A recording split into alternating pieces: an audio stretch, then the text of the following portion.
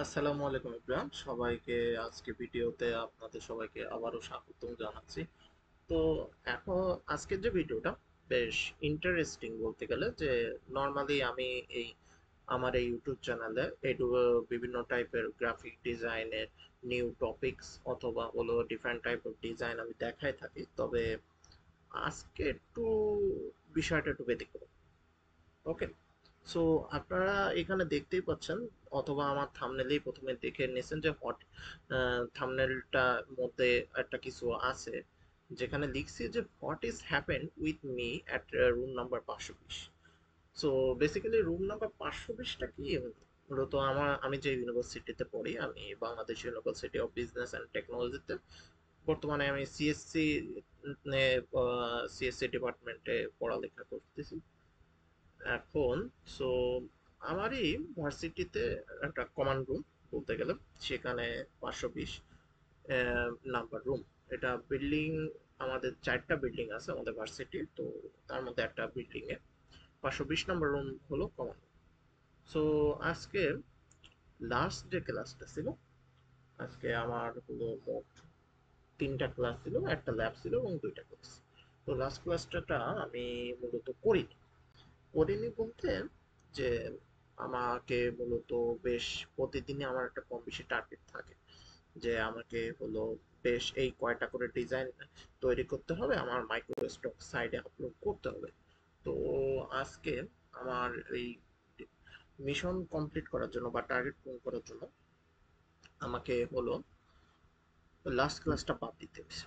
তো লাস্ট ক্লাসটা বাদ দিয়ে আমার যে কমন রুম ছিল, সেখানে হলো বসে বসে আমি হলো আজকে টেমপ্লেট একটা তৈরি করতেছিলাম। আই থিঙ্ক টেমপ্লেট হলো বিজনেস কার্ড, ইয়েস, বিজনেস কার্ডের টেমপ্লেট আমি তৈরি করতেছিলাম।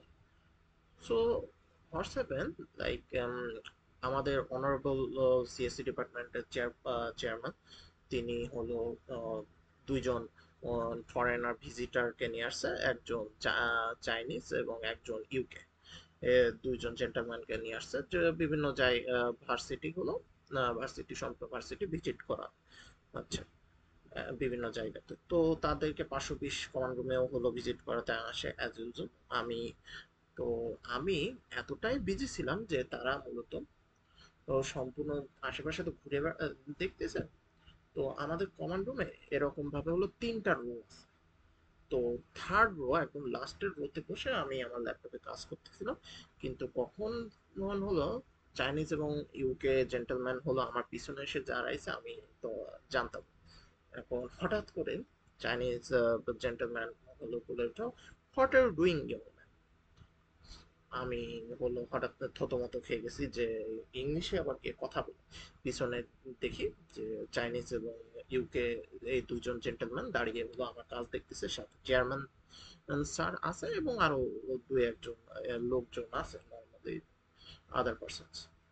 আমি তাদেরকে ইংলিশে, মূলত যেহেতু তারা বাংলা অবশ্যই জানবে না তারা, তো ইংলিশে আমি অ্যান্সার করলাম যে sir, I am doing some designing at my laptop for completing my target. তো তিনি আমাকে জিজ্ঞাসা করলো এরকম, যে হলো ও হয়, তিনি আমাকে না, মূলত তিনি আমাদের চেয়ারম্যান স্যারকে জিজ্ঞেস করলো এবং আমার দিকে তাকিয়ে ছিল, তারপর চেয়ারম্যান স্যারকে, যে do you have this subject on your or university, at your university, যে হলো আপনাদের হলো এই গ্রাফিক ডিজাইনের সাবজেক্ট কি আপনাদের ইউনিভার্সিটি কোনো কোর্স আউটলাইনে আছে বা কোর্স হিসেবে আছে? তখন আমাদের অনারেবল চেয়ারম্যান স্যার হলো অ্যান্সার দিল যে no, we don't have this kind of subject as our course, but we have a club that those club are offering many kind of extracurricular activities, skill develop of like this.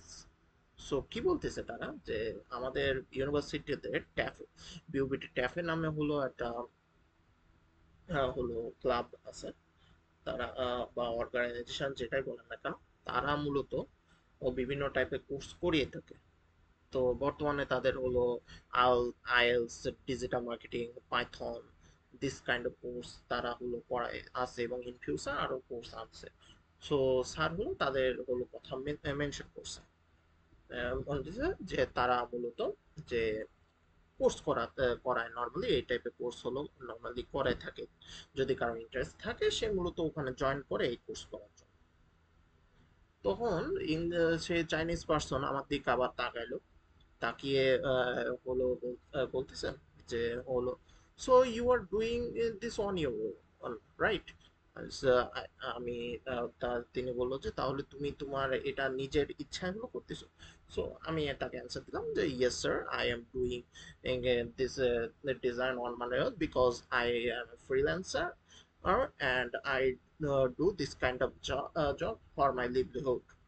তো so কি বলছি আমি, যে হলো আমি, হ্যাঁ এটা আমি নর্মালি আমার নিজের ইচ্ছায় করতেছি, এবং আমার মূলত আমি আমার আর হলো হাত খরচ চালানোর জন্য বা আমি নিজের জীবন জীবিকা নির্বাহ করার জন্য আমি এই ধরনের হলো কাজ করে থাকি ফ্রিল্যান্সার হিসাবে।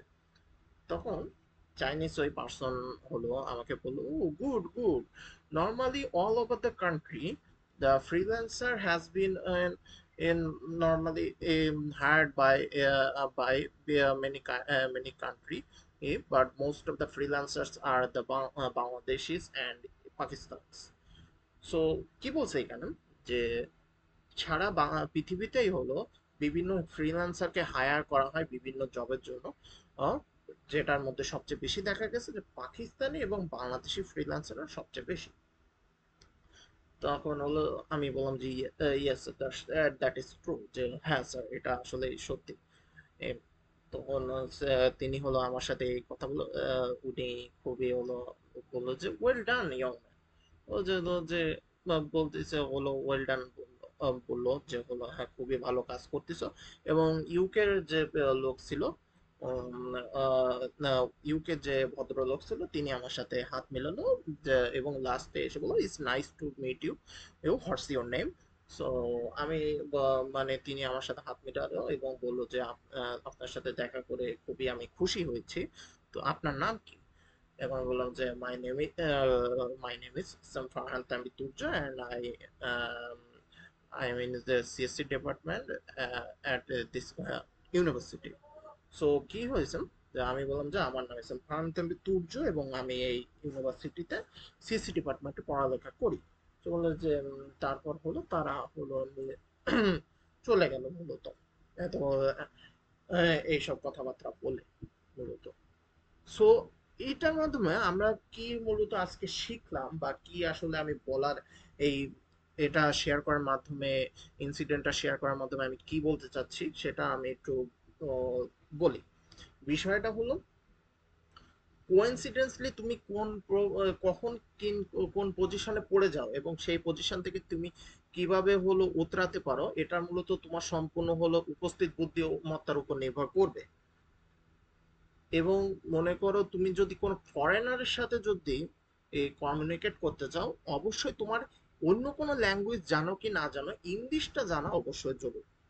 সো এখন মনে করেন যে ওরা এমন পজিশনে এসে অনেকেই আমার ফ্রেন্ড সার্কেলের মধ্যে আছে, যে আমি তাদের নাম ইয়ে করতেছি না, নাম আনতেছি না, ইতস্তত বোধ করে মূলত ইংলিশে কথা বলার জন্য, ইংলিশে মূলত বিভিন্ন ধরনের প্রেজেন্টেশন এসব বিষয় অনেক ভয় করে, এবং তারা ইংলিশটা নিয়ে চর্চাও করে না বলতে গেলে। এটা আসলে সম্পূর্ণ তাদের পার্সোনাল বিষয় যে তারা কি করবে না করবে।